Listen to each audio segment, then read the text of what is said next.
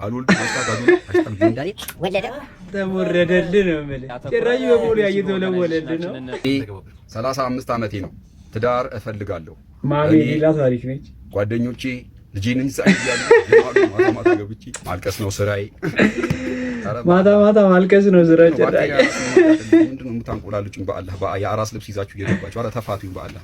ያራዳ ልጆች እንደኛ ወደድ ነው እንዴ ያልወደድ ነው? ምርቃናው ይለያል። ንግድ ባንክም ይወልዳል። ኧረ ታጭቶ ጨርሶ እኮ አይተውም ወይ? ምን መወለዴን ራሱ እርግጠኛ አይደሉም። ሰው የራሱን ህይወት መኖር አይችልም ኢትዮጵያ ውስጥ። እኔ አልወልድም አልወልድም #እንዳኔ ወለደ። በቃ ማሜ አይወልድም። በቃ ፍቱት። እሱ ጋር አትጠይቁ እየሄዳችሁ ሰው በቃ ይዛቅላል። ኢትዮጵያ ብሔራዊ ቡድን ሜዳ አዲስ አበባ ስቴዲየም ሲገጥማቸው ተመልክታ እንደምንመለከተው ውሃውን ለማውጣት ጥረት እያደረገ ነው የሚገኝ። በተለይ መሀል ቦታ ላይ ለማንቀሳቀስ ትልቅ እክል ሲፈጥርባቸው ተመልክተን፣ ከዛ ውጭ ግን ኢትዮጵያ ይዛቅላል፣ ሜዳው ይዛቅላል ነው ማለት ተመለከተው።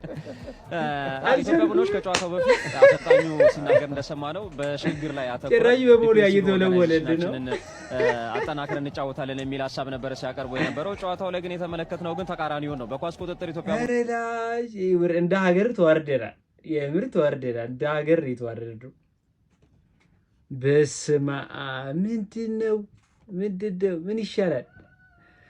መብራት ጠፋ፣ ተቋረጠ ማታ ጨዋታው የጊዮርጊስ ይሻው ምን ይባላል ወገን?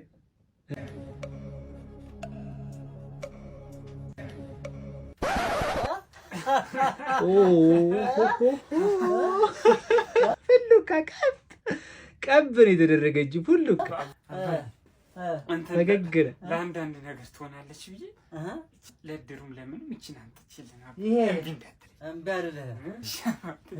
አንተ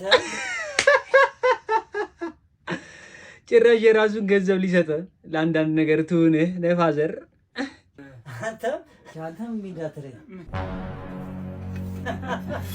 እንዳትረኝ ተሞረደልህ ነው የምልህ። ምረት ምረት ሞቱ ላይ ባየው መልክ ተሰቡቷል። ይሄ በቃ ምንም ማድረግ አይችልም። ተሰቡቷል።